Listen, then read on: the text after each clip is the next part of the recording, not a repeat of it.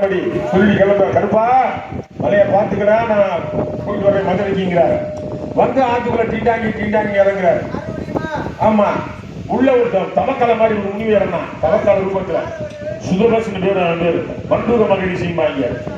மண்டூக மகிழ்ச்சி பெருமாளே கள்ளழகரே சுந்தராஜ் பெருமாளை சொல்ல காலமா தவக்காலையா இருக்கனே எனக்கு ஞானம் தர மாட்டீங்களா நல்ல மோட்சம் தர மாட்டீங்களான்னா அவனுக்கு சாபம் சொல்றாரு. மதுரை என்ன நடக்குது? எங்க அம்மா மீனாட்சி இருக்காருல்ல, எப்ப ஈஸ்வரனை பார்த்து சொல்றான், அந்த பாருங்க எங்க அண்ணன் அழகர் வந்து மாலை எடுத்து கொடுத்தா தான் நான் கல்யாணம் பண்ணிக்க வைக்கிறேன். இத போய் சரிங்கிறார். இங்க முகூர்த்தம் தவறுதா? இங்க போய் பார்த்தா ஆஹா முகூர்த்தம் தவறுது. மாப்பிள்ள சுந்தராஜ் பெருமாள் கொண்டவரை காணாம தானே ஒரு அழகரா மாற, அதான் மாயழகர், இவர் கள்ளழகர்.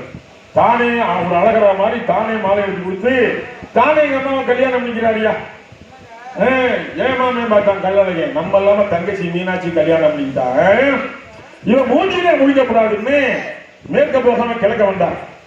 மேற்க போனா மீனாட்சி கோயிலு, கிழக்க வந்தா வண்டியூர்ல யார் இருந்தது? அக்கா இருந்தா. கோமந்தீர் யார்கிட்ட போகணும்? கொண்டாடிட்டோம் துருக்கச்சி நாச்சியாரா. எங்க அக்கா அம்மையா துருக்கச்சி நாச்சியார் முஸ்லீம் பொம்பளையா. அங்க எதுக்கு போனாரு? டெல்லி இளவரசியா. அங்க எதுக்கு போனாரு? அதுக்கு தான் போனாரு. எதுக்கு போனாருன்னா கையில கருகமணி தாலியோட போவார். கருகமணி கருகமணி தாலி யார் கட்டுவா? முஸ்லீம் பொம்பளை கட்டுவாங்க. கட்டி 3 நாள் சந்தோஷமா இருந்துட்டு 4ஆவது நாள் தல்லாவுல வருவார்.